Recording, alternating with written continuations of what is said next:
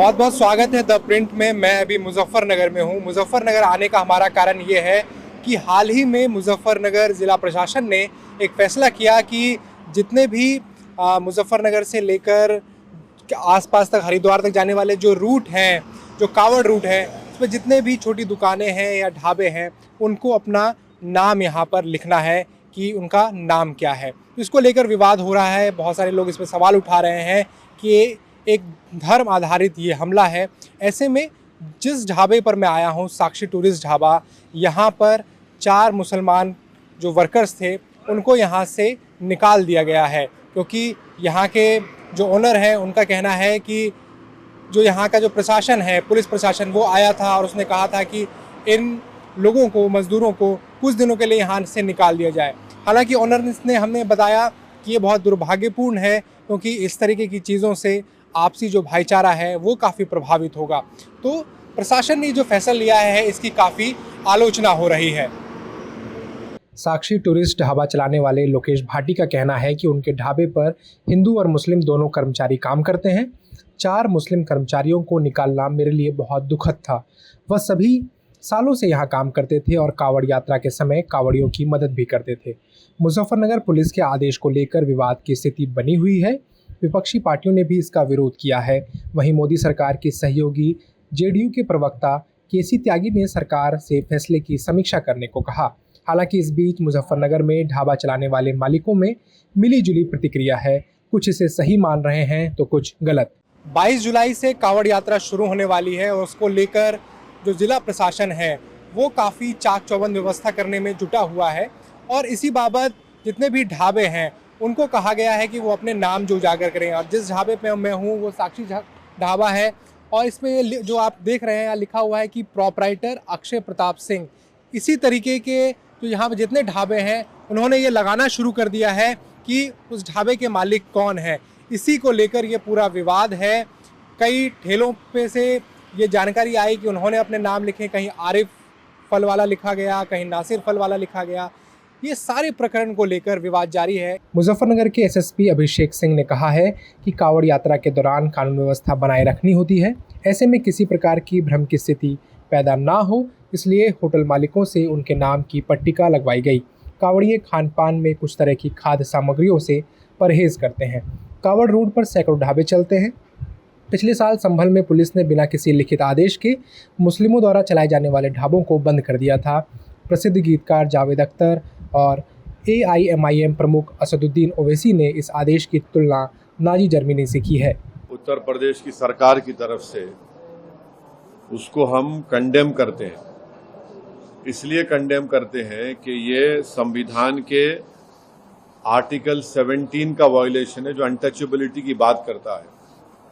तो उत्तर प्रदेश की सरकार अनटचेबिलिटी को प्रमोट कर रही है।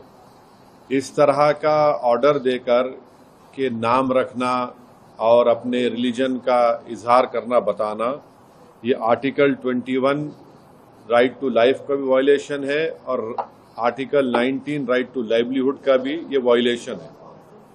दूसरी बात ये है कि जब से वो उत्तर प्रदेश की सरकार ने ऑर्डर दिया है, मुजफ्फरनगर में जितने ढाबे हैं उन ढाबों से मुस्लिम एम्प्लॉइज को निकाल दिया गया। हालांकि कांवड़ यात्री भी पुलिस के फैसले पर सवाल उठा रहे हैं। मुजफ्फरनगर जिला प्रशासन ने जो फैसला लिया है कि जितने ढाबे हैं वो अपने ढाबों के आगे अपना नाम लिखेंगे, इस पर प्रतिक्रिया जानने के लिए हमारे साथ कुछ कांवड़ यात्री हैं, क्योंकि कांवड़ यात्रियों के लिए ही ये फैसला लिया गया है। तो हम इनसे जानेंगे कि इस यात्रा में इनका किस तरीके का अनुभव रहता है और अभी वर्तमान का जो फैसला है उस पर इनकी क्या प्रतिक्रिया है। सर, क्या नाम है आपका? मेरा नाम जमुना है सर। आप कहाँ से आ रहे हैं? दिल्ली से आ रहे हैं सर।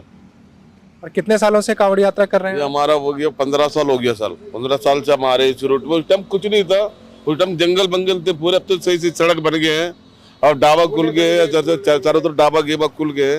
अब बैठने को थोड़ा सुविधा बना रखे हैं लोग। बाद में ये जाने कितना महंगा में दे रहे। अभी एक चाय हमने 10 रुपए की पी थी, बाकी ये पता नहीं कितने में बेचते हैं, कितने की। वाकई ढाबा में महंगा ही ये चीज है। और अभी जो फैसला लिया है सरकार ने कि जो ये रूट है इस पे जितने भी ढाबे हैं उनको अपना नाम लिखना पड़ेगा, इस पर आप क्या सोचते हैं? इस पे जरा गलत, ये चीज गलत है। क्या नाम है आपका? अरुण। तो इस फैसले के ऊपर क्या सोचते हैं, कैसे, क्यों गलत है? समाज में ऐसा नहीं फैलाना चाहिए ना, ये भेदभाव नहीं होना चाहिए। तो भेदभाव में फर्क पड़ेगा, समाज में फर्क पड़ेगा बहुत। मतलब आप मानते हैं कि इससे जो हिंदू मुस्लिम है उसके बीच फर्क में पड़ेगा सर, बहुत फर्क पड़ेगा। भेदभाव बनेगा ना, तो भेदभाव बनेगा तो इंसान फर्क में सोचेगा ना, ये क्या हमारे पर फर्क बन रहा है। तो आगे देख रहे हैं ना, हम दुकानों में नामे बदल बदल के रखे हुए। अब क्या हम क्या ये सोच के चले कि मुसलमान की दुकान में चले जाए, क्या हिंदू की दुकान में चले जाए? ये चीज़ नहीं होनी चाहिए ना। ये पहली बार हो रहा है, अब इतने सालों में नहीं हुआ। आप लोग 15 साल से जो है कांवड़ यात्रा कर रहे थे, कभी पहले सुना था? कभी नहीं हुआ ये चीज़ कभी नहीं हुआ। हिंदू मुसलमान का भेदभाव ही नहीं हुआ ये चीज़, आज पहली बार हो रहा है सर। तो आप लोग पहले आते थे तो कोई मुसलमान का जो ढाबा होता था वहां पर भी खाते थे? हाँ खाते थे सर, हम खाते थे। वो अभी हमें को इज्जत देते थे, हमको आओ भगत करते थे और सारे बोले को सब सेवा पानी सब करते थे। कोई ऐसे नहीं है, कभी कोई दिक्कत नहीं हुआ। 15 साल से हमें कोई दिक्कत नहीं हुई है। हम जाते थे गौमुख से सीधा जल लेके दिल्ली जाते थे, कोई ऐसे नहीं था। हमारे साथ मुजफ्फरनगर के कुछ ढाबे मालिक हैं, हम इनसे जानेंगे कि इस फैसले के बारे में वो क्या जानते हैं। क्या नाम है आपका? परवीन कुमार सर मेरा नाम। आप कब से चला रहे हैं यहाँ पर ढाबा? ये हमें करीबन यहाँ पे तो हमें हो गए 1.5 साल। आगे थे हमारे 2-3 साल पहले ये संधावली पुल पार के थे, आमने सामने होटल थे हमारे 2। और ये जो आदेश आया कैसे पता चला आप लोगों को? कब आदेश मिला और कब आप लोगों ने ये जो नाम वाले जो चीज़ें हैं ये लगवाई? ये करीबन हमें पता लगा जी 10 दिन पहले। किसने बताया आपको? ये प्रशासन आए थे, पुलिस वाले आए थे, ये कह गए कि नाम लिस्ट लगाओ, यहाँ की जो लेबर है आपके पास काम कर रही है उनकी लिस्ट लगाओ। ये बहुत अच्छा है। तो इसके बारे में आप क्या सोचते हैं कि इस तरीके के जितने भी ढाबे जो यहाँ चलते हैं कांवड़ रूट पे, सबको बोला गया है कि अपना नाम लगवाएं, इसके बारे में आप मानते हैं कि ये सही है? बिल्कुल सही है, बिल्कुल ये बिल्कुल सही है, लिस्ट लगनी चाहिए। और बहुत सारे लोग कहते हैं कि इस तरीके की लिस्ट लगेंगी तो हिंदू और मुस्लिम के बीच में जो खाई है वो बढ़ेगी। नहीं नहीं नहीं, ऐसा कुछ नहीं, ये सोच है इंसान की। ये गलत है कि किसी ने किसी का नाम लिखवा दिया, हम हिंदू है या मुसलमान है, ये तो इंसान की सोच है। देखो है तो सब पर इससे क्या फ़र्क पड़ेगा? आप लोगों ने कभी सोचा कि ये नाम लिखवा देंगे या प्रशासन ने बोला तो उससे क्या बदल जाएगा? आप लोग तो इतने सालों से यहाँ काम। बदलने का तो कुछ नहीं है, बदलने का तो कुछ नहीं है, ये तो एक सोच है बस, और कुछ नहीं। ये हमारा ही फायदा है इसमें। और प्रशासन जब आया तो प्रशासन की तरफ से क्या बोला गया आपको? प्रशासन ने तो यही कहा था, भैया यहाँ से लिस्ट लगा दो।